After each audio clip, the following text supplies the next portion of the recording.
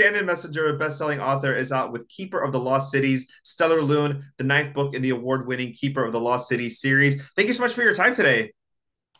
Oh, thank you so much for having me. This is really fun. Uh, Congratulations on the new book. Let's talk a little bit about what we're going to see in this. It's funny because I always end on a cliffhanger in the books, so you definitely are going to get some answers from where I left things. And I feel like that's kind of my job, is to both answer questions and raise new ones. So brace yourself. This one has some huge reveals in it that I've been waiting 9 books to do. So Stellar Loon and Elysian, these are the two big, kind of topics that are kind of looming over us. Tell us a little bit about maybe a little bit of a preview as someone enters this book. So when you're coming in, you've kind of found out that there's this like big conspiracy behind one of our beloved characters, Keith, that's called Stellar Loon. And so you've been wondering what it is, you've been wondering how it's going to affect him. And in this book, we kind of start to find out what that really means, both for Keith and for the world of the Lost Cities and everything else. It's hard to say more than that without spoiling things, so I'll just kind of leave it hanging there. But trust me, you're in for a wild ride if you give this book a read. That, like you said, people have been waiting for, since the beginning for clues on this, and this is the ninth book. With your background in filmmaking and when you started the series, how far did you go as far as like, I'm going to start writing the very first book and, kind of getting, we're all the way up to, to book number 9, but to kind of have that vision of not just this book, but here's how far I want to advance the stories. It's funny because I've kind of left room to discover, but also I wanted there to be consistency. So really, it's a world where instead of like a lot of books where we have just kind of like a villain that has risen up and is trying to take over the world kind of thing, what it actually is that this is a world that has fundamental problems that have been being ignored for millennia. And so none of that has changed. Like, that is what I built into the series from the very beginning. And we sort of have these two groups that are kind of rising up to say, we got to deal with these things. And obviously, some of them are the bad guys and they have kind of a darker approach to solving those problems. And some of those are the good guys and they have a much more positive approach to solving those problems. And sometimes the play-by-play between them changes. I left room for that because I remember when I was taking writing classes, they always said, your first ideas are rarely your best ideas. They're usually the most predictable. And so it was just like, all right, if I'm planning out an entire series, some of those ideas are going to be my first ideas, So I left room for that, but I wanted to make sure it was consistent. And so the problems of the world, like that was built in from the very beginning, and what they're all dealing with is still consistent throughout the whole series. It's just that, we sort of peel layers away. There's sort of like webs of lies. And so Elysian is one of the big secrets that's being kept in this world. And we find out more about it in this book. We finally find out what it is. The thing that I love about these books is that you have, like you said, a cliffhanger at the end. So not only can fans, now fans online can, kind of think about like, here's what's going to happen, or here's what I think is going to happen next, and people get to chat about it and be, form friendships with people they normally wouldn't have because they all love these series. And you're going to have a couple of fan events starting this Saturday in Evanston. You're also going there's also fan events at North Carolina, Georgia, and Colorado coming up. So people have a couple of days to really get into the book before they're, surrounded by other fans talking about it. Yeah, I love that my publisher is doing that. They are authorless events. Sadly, I am not traveling to those particular events, but what we really wanted to do is because we had noticed that so many like readers, they'll tell me like, I met my best friend through your books. Like, we were online and we were chatting about your books. And so we're really trying to encourage the fact that there is this sort of community and give them spaces to interact. And so they can sit down and enjoy things. I think there's going to be games and prizes. I know there's like a spinning Iggy wheel where they get to spin it and win prizes. And I mean, seriously, I wish I could be there. It sounds like so much fun.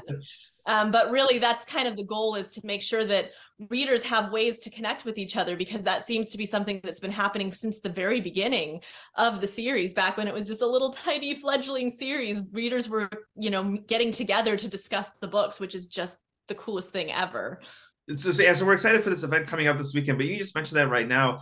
Talk a little bit about maybe you creating this series for yourself, because obviously you have no idea how a book is going to land or who it's going to reach or how it's going to affect them. But maybe those first couple of messages of, I met my best friend, through reading this book, or I spent my whole summer reading this book, or this is something that I love, that you're like, Oh my goodness, this is really making an impact.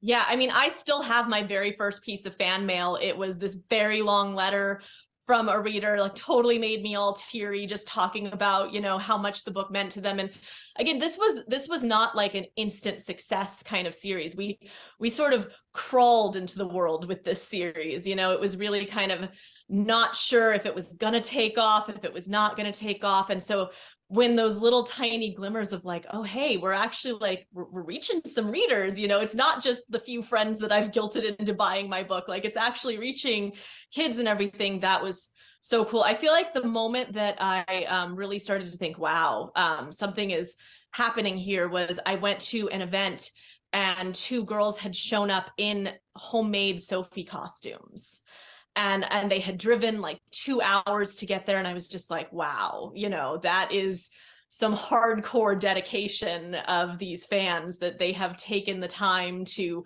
make their own costumes, and they were amazing costumes. I was like, seriously, where can I get one? So I am so amazed. I mean, I am one of those people who sadly, like, I can't even sew a button, so ask me to make a costume and I'm like, I don't know, what can I buy, and so it is amazing, the level of things. I actually got tweeted a picture the other night from some kids who are planning to come to my Portland event, and they've all made like different Iggies, and so they're all like looking like each one is a different Iggy color, and I'm just like, wow, this is so creative and so amazing. It's the coolest thing. I have the best readers ever. I know every author probably says that, but I mean, they're so cool. They make their own costumes. Yeah, that is amazing right there. I don't know if you're able to share anything, but as far as Keeper of the Lost Cities movie, the project, is it coming out? We heard a little bit in 2021, and then we really haven't heard so much. But is there an update or anything you might be able to share?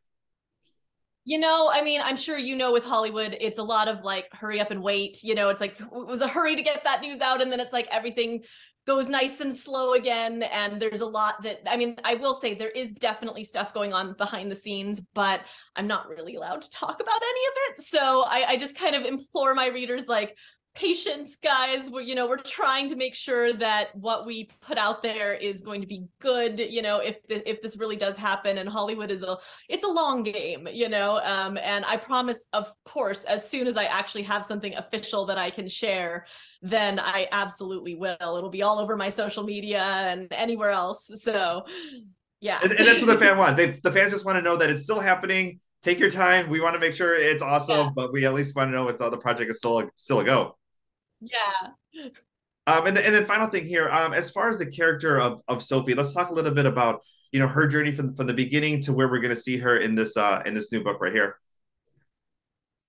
I really feel like Sophie's journey is, for one thing, she's learning to accept herself. We sort of meet her and she's very out of place. She's hiding so many things because she's, someone who's not human living with humans, and doesn't realize that. And then when she finds out that she's an elf and belongs in the Lost Cities, she kind of goes through this, moment where she's just like, okay, I'm finally going to blend in and belong and fit in perfectly. And then she kind of realizes, no, I'm always going to be different. And she sort of has this struggle with that, where sometimes she's comfortable with it, and other times she just wishes that there wasn't so much attention on her, so much pressure, so many people trying to kill her, which fair, but at the same time, she kind of doubts herself, and she doesn't really embrace who she is. And I feel like as the series has gone on, and especially in this book, she's really having to accept that and step into kind of the leadership role even, and really kind of